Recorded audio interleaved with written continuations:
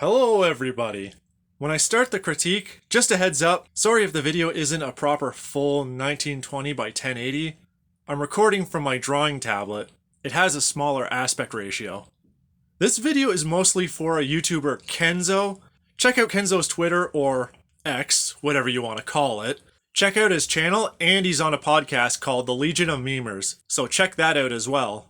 Anyway, if your name isn't Kenzo, there's still no reason to click off. There's still content here for others to learn from as well, and I'll explain why. I was just recently on the podcast Legion of Memers not too long ago. Unless this video is watched in the distant future, then it would be a long ago. On the podcast, Kenzo asked me for advice on the animation he did. We all watched it, then I would give my thoughts and advice from my training and experience. See, when I watched it, I gave my thoughts on what immediately stood out to me. It was the character animation that stood out. I gave my advice on the character animation, but I didn't take a hard enough look at the character backgrounds. I was so focused on the character animation, I didn't notice the issues in the background. So even though I like the backgrounds and the style fits with the character, I missed the other issues I've noticed in my second watch on Kenzo's Twitter, or sorry, X, that could make it better. That's what I want to do here. I didn't want to leave with animation, huh? Alright. Well, see you later. I want to go a little more in depth and give advice on what can be improved, because I'm curious and excited to see what Kenzo does with the advice for other future animations he makes. Now, just because I'm critiquing one of Kenzo's animations specifically, doesn't mean this video isn't for others. Everyone else can still follow along and learn as well. Now, let's get started. Okay, let's check out the first scene.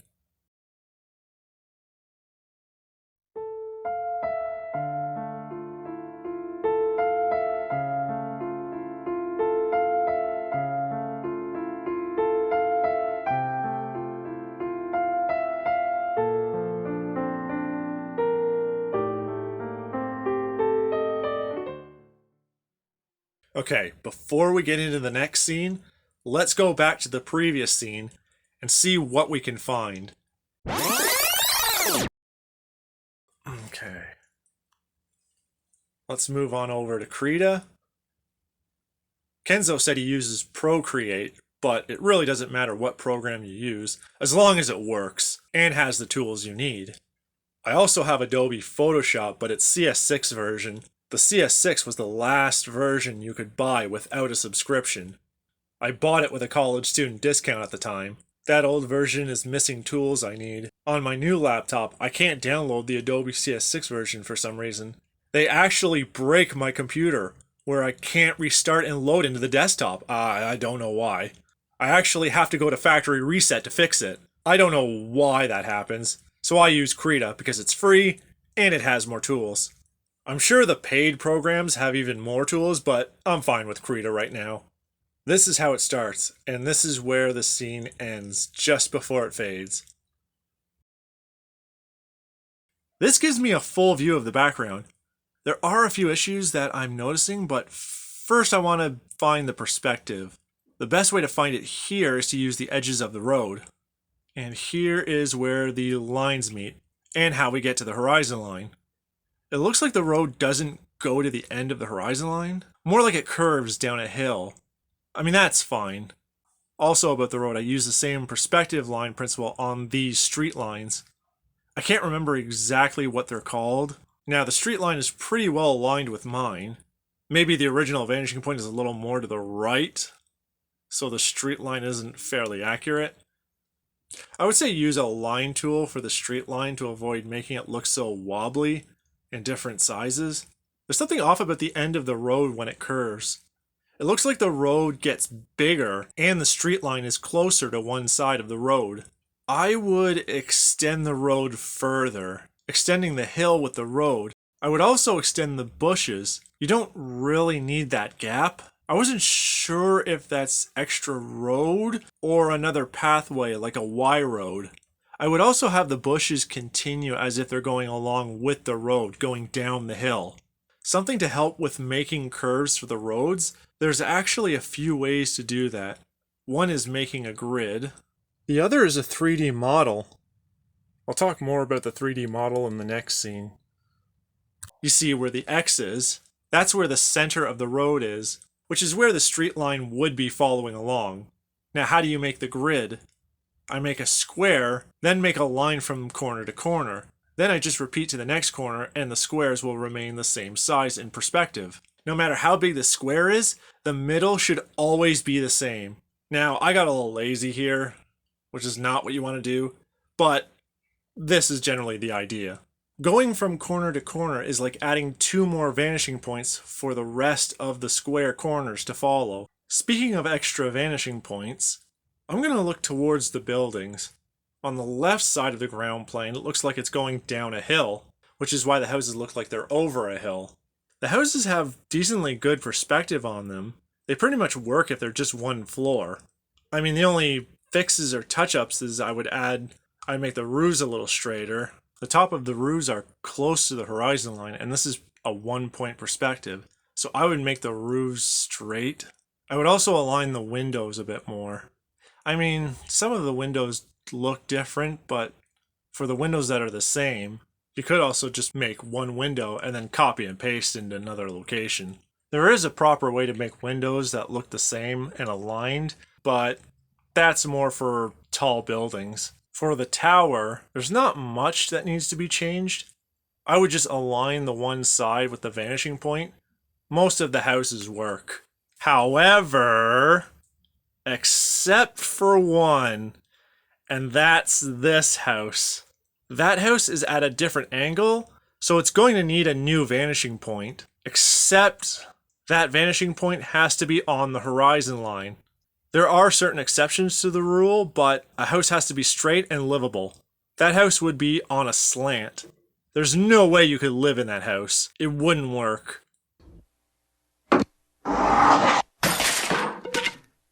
Did you see the bubble? Lower the house more where you can't see the bottom. I think that would be it for that. I want to go to the right side now. I like how Kenzo has these rocks in perspective, but these 3 rocks look flat, as if they're on an even straight plane. To fix this, I would shape the grass around the rocks. Just make sure the perspective is aligned with the vanishing point. The next thing I noticed is instead of the rocks, I saw this in the corner. And I'm so glad you have this, because there is a trick I sometimes miss. And I would have missed again if you didn't have this little hint that made me remember. Instead of those 3 rocks, you can take them out and just add one large bush, or put just some kind of like a tree branch in the corner of the screen. The reason for this is to add depth. Now there's something in the foreground, middle ground, and the background. For the foreground object, you could even slightly blur it. This is a trick my storyboard instructor showed us. He got this trick from Todd McFarlane when my instructor worked on a Spawn poster and a Viking Spawn cover. Now I actually want to go over the animation of the character Dermy. For those who don't know, Dermy is the character's name. This is how it starts and this is how it ends, with a full background view and perspective. During the podcast, I briefly went over the animation, so I'm going to go into it a little more detail. Something I noticed during the animation walk, look where he starts, then look where he ends. He's actually getting bigger. Dermy is growing as he walks. This is a scale for Dermy's height in perspective at the end of the scene. And this is a scale of Dermy's height at the beginning of the scene. And here's the difference between the two. This should be the scale size walking towards the vanishing point. The next thing is the character construction. This is what I'm getting when constructing the character. I would round out Dermy's shirt and round out his ankles. The character can have short legs, but I think they might be too short for animation. When animating, I would have the left arm wave back and forth while walking, because he waves his arm in the other scenes. It doesn't wave here. You tend to wave your arm naturally while you're walking. It's just a natural instinction, I guess. I guess it's to build momentum. While walking, you would also have Dermy's upper body slightly turn left and right. Something I already mentioned in the Legion of Memers podcast is while Dermy is walking, his upper body is shifting in every direction, like He's so much on caffeine. While walking, the body doesn't shift left and right. The body naturally shifts up and down in a flowing motion. So that's all you would have to do. The other thing I noticed is Dermy isn't necessarily in the right perspective. Here is a box in perspective, and then I drew Dermy to fit within that perspective box. He would be looking more towards almost completely back turned to us. A trick for a walk cycle on an angle is start with a pose, then make that same pose but switch sides. Animate the walk from within the two poses with breakdowns, then in-betweens. After you finish the walk poses, then just copy and paste. Another trick is to make a quick 3D character model in a 3D program like Maya or Blender, then animate a walk cycle. You can view that walk cycle in an angle you need. Well, that's it for that scene. I might go into more details in walk cycles in another video. One last thing before we move on. It's not really anything important or needed, but something to add more details and texture is making the street lines look like it's fading by adding wear and tear to the street lines. This is more of an extra added detail bonus, not really important. The Simpsons and Family Guy style doesn't really do that, so that choice is left to the creator. Okay, now let's move on to the next scene.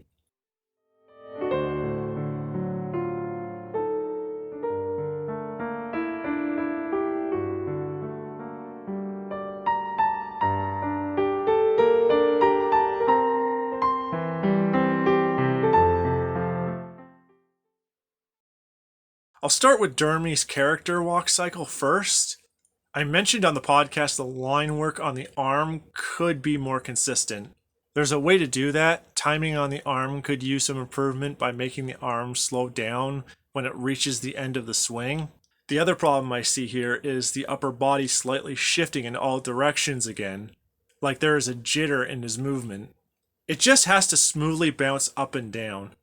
It's actually simpler than you might think. It's doing the actual process of making a walk cycle that's complicated.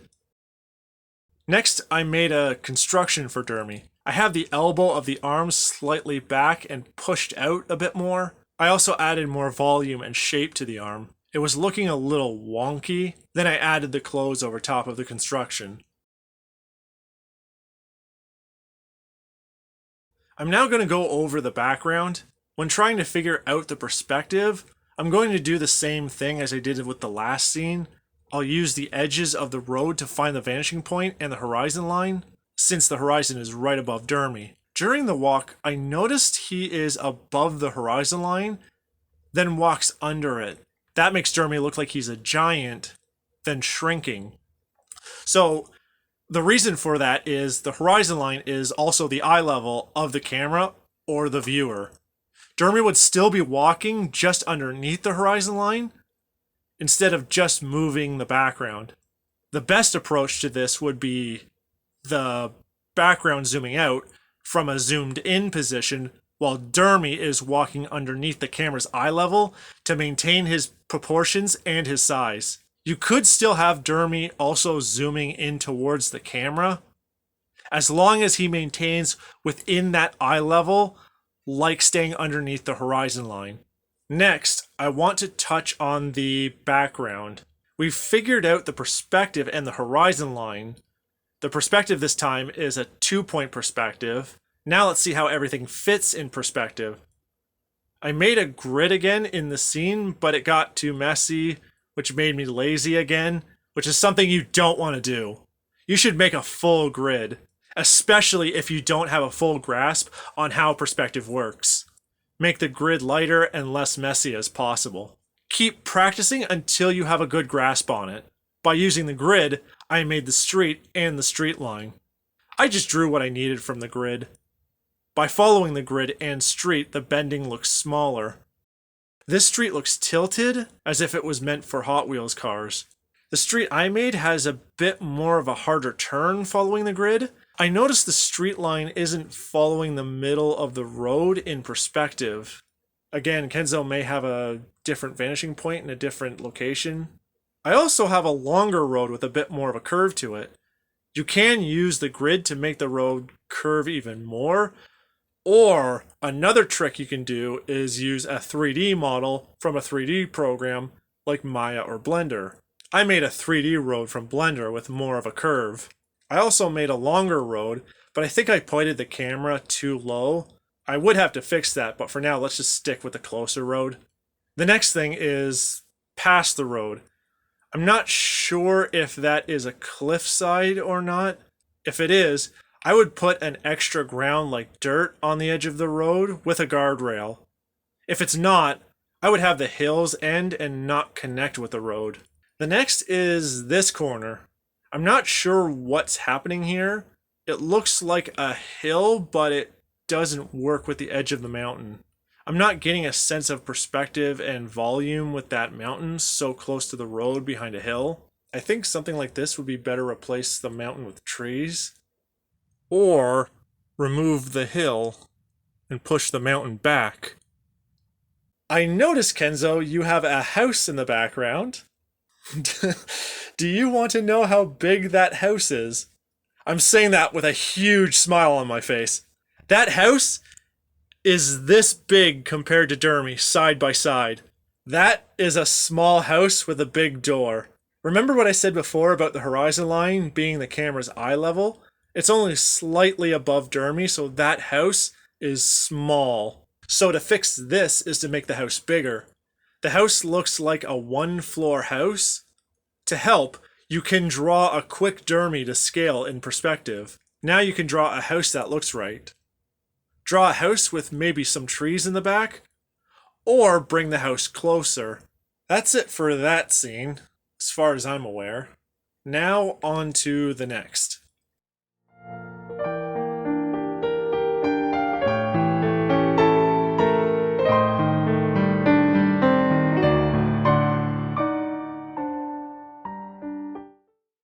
I noticed in my second watch is the feet are cut off by the camera. You want to avoid that for composition reasons. For a scene like this, you want to show the whole body in camera view. If you're going to cut an area off by the camera, you want to cut just above the waist or below. Sometimes you can cut below the knees, but you mostly want to avoid that. That's it for composition. The next thing is basically the same thing I said earlier about a strong construction and volume on the character. Mostly for that arm on the left. Line consistency during animated areas. All of these I've talked about before. I think I might make another video going into the walk cycle in more detail because that would be a video on itself. Now the walk cycle animation needs improvement. Now there are actually two ways of doing this. The traditional way, doing this you would draw the whole walk. Start with your keyframes, then do the breakdowns. Make sure the feet are planted. Avoid the sliding treadmill walk, like what's going on here. I added a few more animation principles as well. I had the head bob up and down. I also had the upper body and lower body twist during the walk. Since Dermy's right hand is carrying a bag, his arm isn't swinging, but his arm would still move with the twist. Once you put everything together, you can have the character walk as slow or as fast as you want by moving the keys and breakdowns. The more you space between them, the slower the character will be. Less space means the faster a character will walk. Once you have everything down, then do the in-betweens. To draw lines consistently, this is how you do it. This is adding timing by making spacing between the drawings. Disclaimer, this is involved during the drawing the roughs in for the in-betweens, not for drawing the cleans. The clean lines don't have to be absolutely perfect, but they still need to flow. I don't know how really to describe it. You want the animation to flow, not jitter and look out of place. This is the best way I can describe it. You can make cleaner lines with vector lines. It comes down to your personal preference. Both have their goods and bads. Once you have everything, copy the animation walk, but don't copy the first frame. Then paste it, move the pasted animation in front of the original, connect the two animations together, then repeat the process until the character is walking off screen. That is a traditional walk cycle. The other way is the puppet animation way. The puppet animation way I know is in Flash. There are other programs to do that as well. I can't get Adobe Flash to work on my new computer, so I want to try to learn that style of animation with Blender. Anyway, that's pretty much it. The animation stuff I might do another video in more detail. I'm curious to see what Kenzo will make next with the advice tips I gave him. I would really like to see what improvements he makes for his animations going forward. Anyway, that's it, and thanks for watching.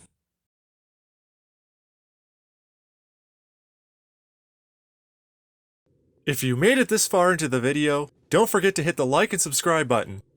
Click on the bell for notifications. Ding! I want to thank you all for watching, and I'll see you all later.